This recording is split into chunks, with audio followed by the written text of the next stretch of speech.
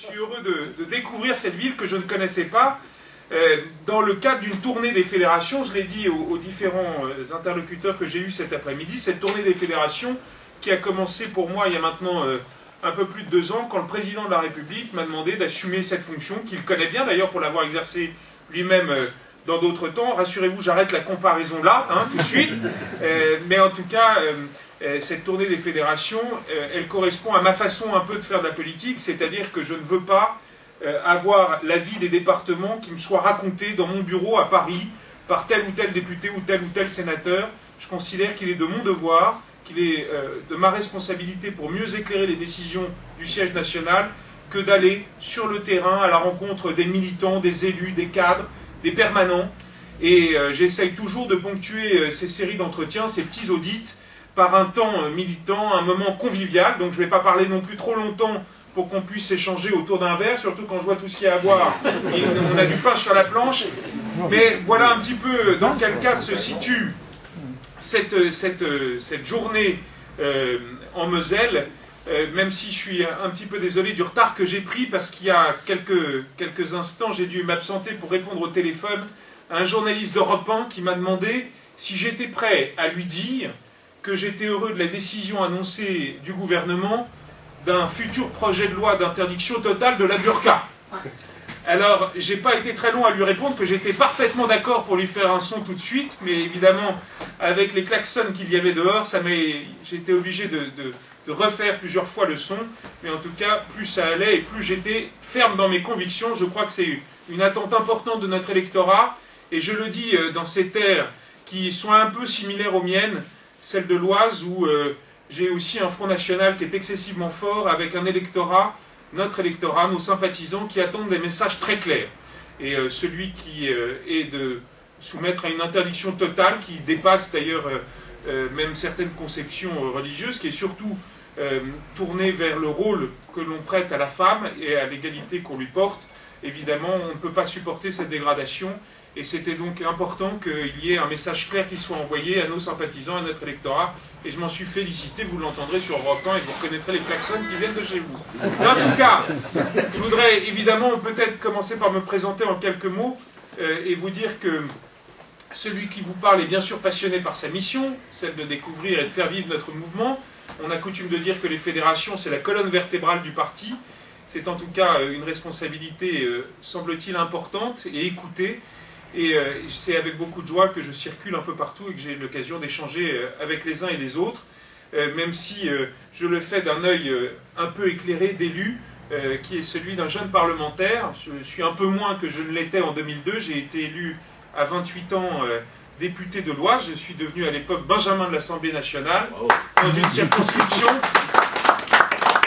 circonscription où Lionel Jospin en 95, alors que Jacques Chirac le même jour est élu à 53%, et bien Lionel Jospin dans ma circonscription fait lui 56% ce jour-là.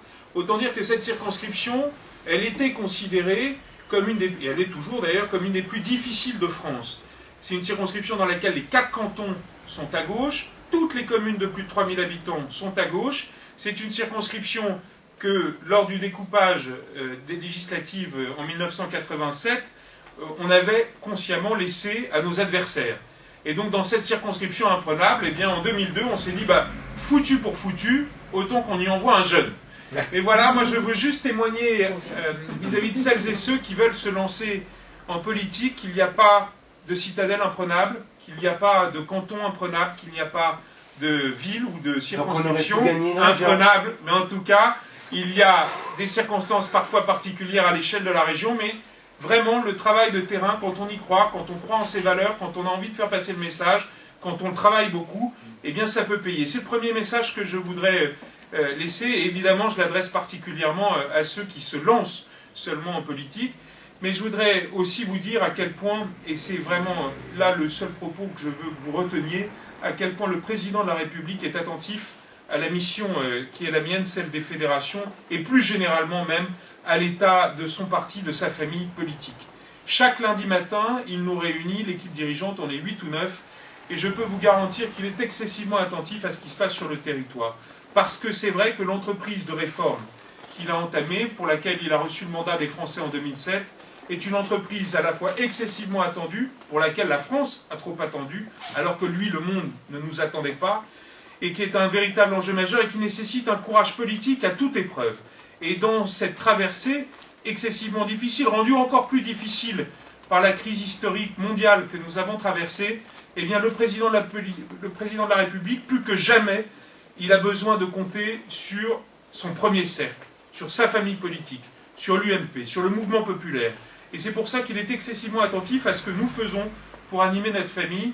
Et vraiment, il en va de notre responsabilité aux uns et aux autres de continuer à aller convaincre autour de nous, eh bien celles et ceux qui sont proches de nos idées, qui partagent nos valeurs, qui n'ont pas encore adhéré, eh bien d'aller les convaincre de le faire.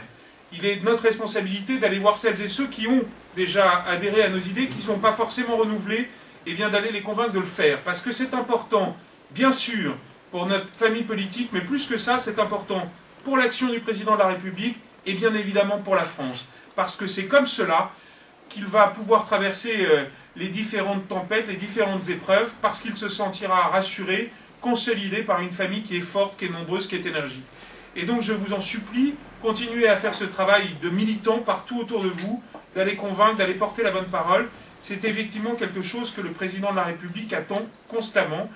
Et ça n'est pas son genre de faiblir, vous le savez bien, à l'issue de ces régionales qui n'ont pas été évidemment à la hauteur de ce que nous aurions aimé qu'elles soient, mais à l'issue de ces régionales, le président de la République n'est pas autiste.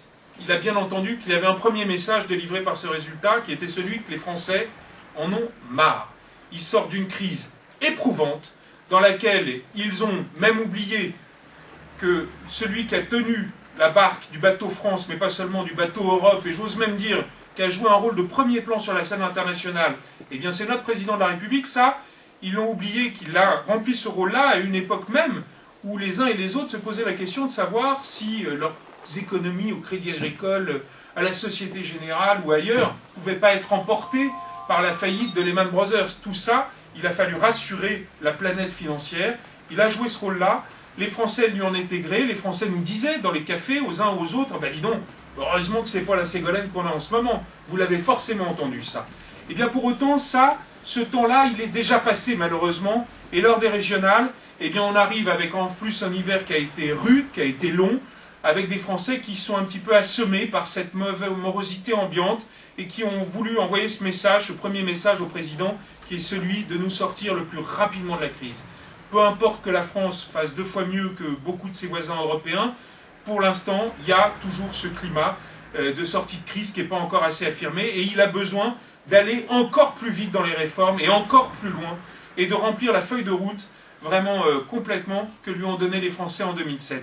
Ça, il ne le fera avec d'autant plus de facilité qu'il aura le sentiment que sa famille politique est rassemblée, réunie derrière lui, qu'elle est nombreuse, qu'elle est constante, qu'elle est solide.